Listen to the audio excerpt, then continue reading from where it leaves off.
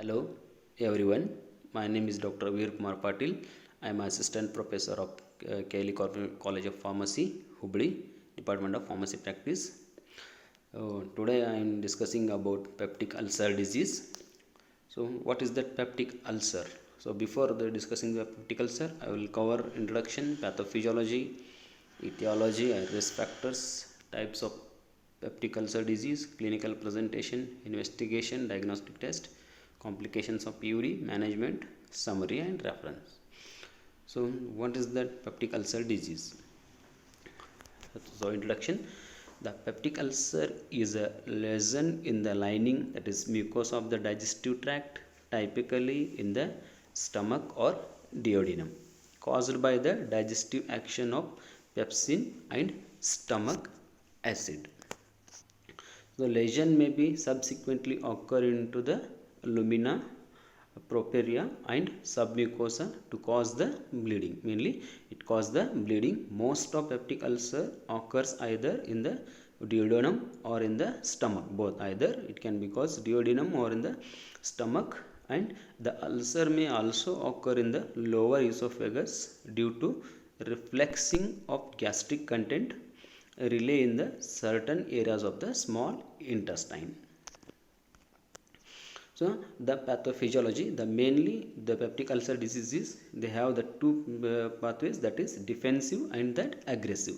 So the defensive, they can be bicarbonate, mucus layer, prostaglandins, mucosal blood flow and the epithelial renewal. So they can cause the defensive.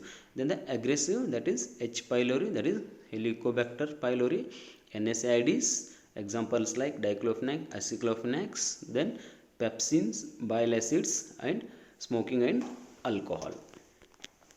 So the under normal conditions, a physiologic balance exists between gastric acid secretion and the gastroduodenal mucosal defense. So the mucosal injury and peptic ulcer occurs when the balance between the aggressive factors and the defensive mechanisms is disturbed. Mainly the aggressive factor and the defense mechanism is disturbed. The aggressive factors such as NSAIDs, H. pylori infections, alcohol, bile salts, acids and pepsin. So they can alter the mucosal defense by allowing back diffusion of hydrogen ions and subsequent epithelial cell injury. So the pathogenesis of that peptic ulcer, mainly that is the aggressive factors, as I said, H. pylori, NSAIDs and corticosteroids, smoking and alcohol, and the imbalance between the gastroduodenal mucosal defense forces and the aggressive factors.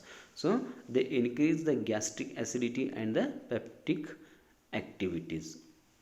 So the mucosal defense forces like surface mucus secretions, bicarbonate secretion into the mucus, then mucosal blood flow will be there, then apical epithelial cell transport system, then epithelial regenerative capacity, then elaboration of a prostaglandins.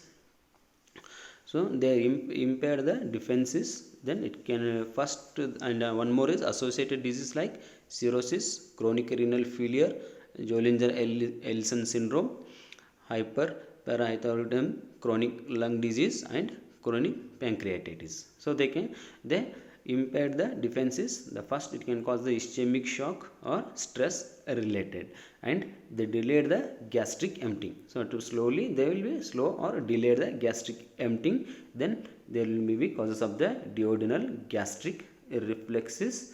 Then it happens the duodenal ulcer. So then the next is they decrease the retrograde mortality, impairs neutralization by the pancreatic alkaline secretions. So then the etiology or risk factors like lifestyle, smoking, acidic drinking, then medications, then H. pylori infection. Most of the, that is 90% have this bacterium infections. Then passed from person to person, that is fecal oral route or oral route can be transmission. Then age, so duodenal is occurs in between 30 to 40 years, but gastric it can be over 50 years of the age. So gender, the duodenal ulcers are increasing in older women compared to the men. They are more increase in the women's. Then genetic factors more likely if family members has the past history, so they can be having. Then the other factors like stress can worsen but not the cause, so it can be worsened. Then types of peptic ulcer disease, the first is gastric peptic ulcer, then duodenal peptic ulcer. So the gastric peptic ulcer form in the lining of the stomach, mainly it will shown in the lining of the stomach. Then duodenal peptic ulcer, it develops in the lining of the duodenum, which is the upper part of the small intestine, mainly upper part of the small intestine. So then the investigation or diagnostic test. So the investigation, you have to examine stool examination for fecal occult blood, then complete blood count CBC for the decrease in blood cells. You have to see in the blood cells range. Then diagnostic test like EGD, that is esophagogastroduodenoscopy. So it is a nothing but that endoscopic procedure. They visualize the ulcer crater, then ability to take tissue biopsy to rule out the cancer and diagnose the H. pylori infection. Then upper gastrointestinal series, that is UGI. So they will give for the barium swallow. Then they took for that X-ray that visualizes the structure of the upper GI tract. Then urea breath testing, it is used to detect the mainly H. pylori. So client, their patient that drink a carbon enriched urea solutions and exhale the carbon dioxide is then we can be measured. So then the complications of peptic ulcer, there are so many complications are there, like hemorrhage, there is a blood vessels damaged as ulcer erodes into the muscles of stomach or duodenal wall. Then coffee ground vomitus or occult blood in a terry stools will be there. Then perforation is an ulcer can erode through the entire wall. So the bacteria and partially digested food spill into peritoneum so it can cause peritonitis. So then the narrowing and obstruction, mainly in a pylori. So here the swelling and scarring can cause the obstruction of blood leaving stomach, so it repeated the vomiting, so the patient can be repeatedly vomiting. So the management, so first we have to go for that lifestyle modifications, then hyposecretory drug therapy, H. pylori eradication therapy, and then the final is surgery.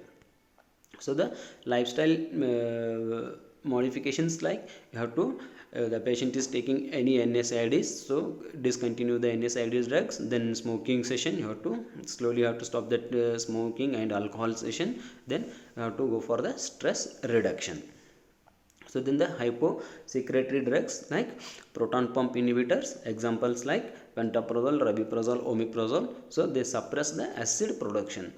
Then H2 receptor antagonist, examples like ranitidine, cimetidine, so they block the histamine stimulated gastric secretions. Then antacids, so they mainly neutralize the acid and prevent the formation of pepsin, mainly they prevent the formation of pepsin. So they give 2 hours, we can give 2 hours after meals and at a bedtime. Then prostaglandin analogs, so these drugs reduce the gastric acid and enhance the mucosal resistance to the injury. The cytotec, so the mucosal barrier fortifiers like forms a protective coat, that is examples like sucralfate and then cytoprotective agents. So the H. pylori eradication therapy is a triple therapy like proton pump inhibitors and 2 antibiotics, examples like metronidazole plus clarithromycin and clarithromycin plus amoxicillin we can be give with the proton pump inhibitors like pantoprazole or in rabeprazole. So the summary of H is that the H. pylori is the most common cause of the peptic ulcer disease and is a risk factor for a gastric cancer, is one of the risk factor for the gastric cancer. So the H. pylori eradication reduce the risk of disease recurrence. So test and treat strategy is recommended for patients with the undifferentiated dyspepsia. So initial evaluation with endoscopy is recommended for those with alarm symptoms or those failing the treatment. So optimum treatment regimens are 14 days multi-drug with antibiotic and acid suppressions like triple therapy. Okay, thank you.